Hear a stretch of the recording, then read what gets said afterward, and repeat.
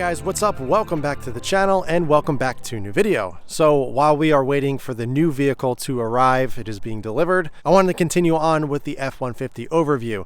So what I've been doing is kind of breaking down all the modifications I have done to my 2015 F150, breaking them down into separate videos, going over certain points and everything, explaining everything that I've done to this truck, since a lot of people are interested in all the modifications I've done. And doing these kind of breakdown videos is always helpful, since people can just go to these specific videos, hear all the details on that specific part of the truck, and then go from there. So far we have done exterior, interior, we've done wheels and tires. We also done all of the exterior lighting. So what I want to do in this video to round everything up is go over all the performance modifications that I have done to my F150. One of the things I wanted to upgrade on this truck was the overall drivability. This is my daily driver, so I wanted something comfortable, something that I can handle every single day, something that wasn't rough. My cars in the past have always been lowered sports cars, so having something nice and comfy and plush was important to me, and the F-150 suspension just wasn't cutting it. One of the first things I did, suspension related, was upgrade it to a front level kit. The main reason why I got that was to fit these wheels and tires, just the whole setup, so it would eliminate the rubbing, plus it kind of evened everything out from the front to the rear. Since factory, these things sit a little bit lower in the front to account for towing. I got the Max Track, a 2.5-inch level kit. It is still on there, but since then I've actually upgraded to the Bilstein 5100 struts. So you can see them back here. This truck has 73,000 miles on it, and it was just kind of time for a refresh. Now, the stock struts and stock suspension was totally fine, but I just felt like it was a little too rough, and I wanted something a little bit better. So I upgraded to the 5100s, obviously front and rear. You can't really see them in the front, but you can kind of see the silver in the middle of the actual spring.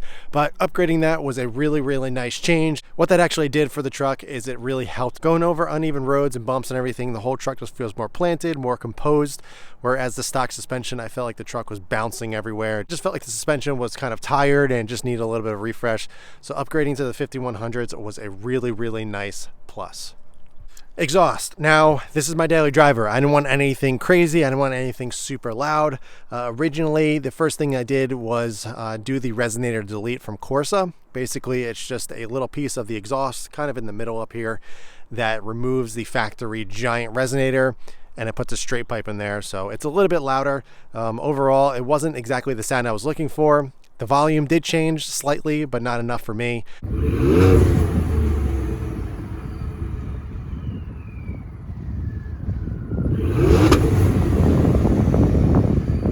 Again, I didn't want anything too loud, so it was a nice change, but I still wanted to replace the catback at some point. So what I ended up doing was removing that Corsa, the little resonator delete, and I actually replaced it with a MBRP XP catback. It is the 4-inch version with a 5-inch tip. It sounds very good.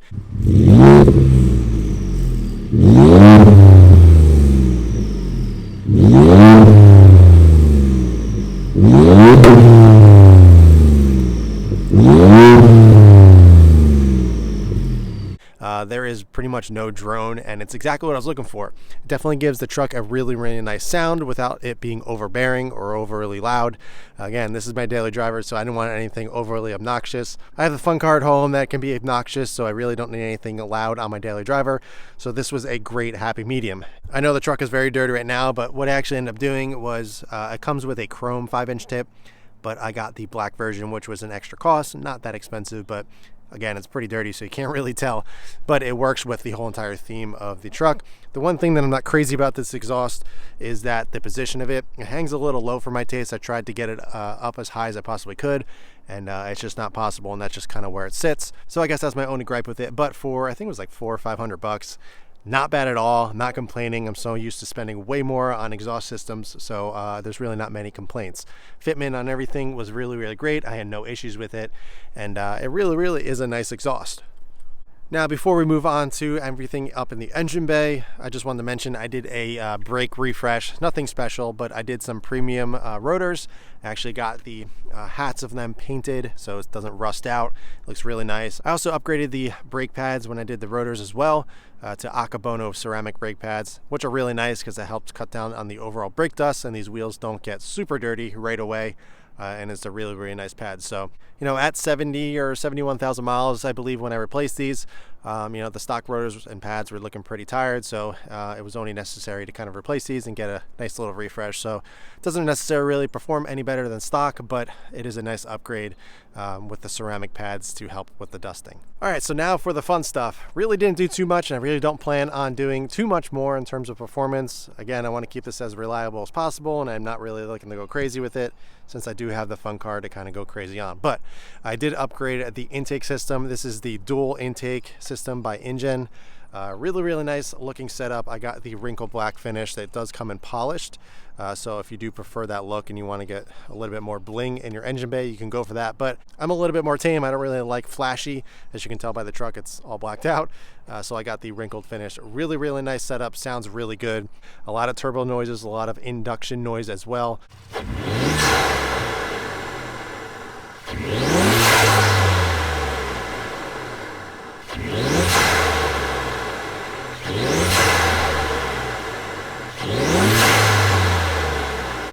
And this wasn't really that expensive at all, so it was really nice to be able to get the sound that you want and get a little bit more increased spool sounds when you're driving. In terms of overall performance, I really don't think it adds that much, if anything at all.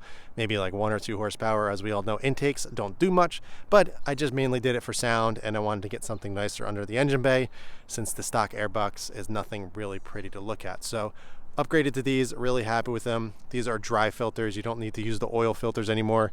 All you gotta do is take them off and use a vacuum or a compressed air to blow them out, and then you put them back on and you are set to go.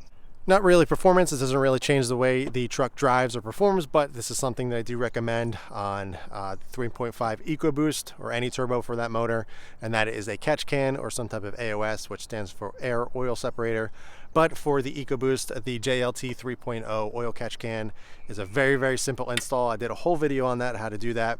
And it can potentially save your turbo, it can save your motor in the long run, and it is a very nice setup. Basically, it's just rerouting all the blow-by that you can get from a turbo engine. It gets all the gross blow-by, puts it into a can, you empty it, as opposed to all that blow-by going right back into the motor and going in places that it shouldn't.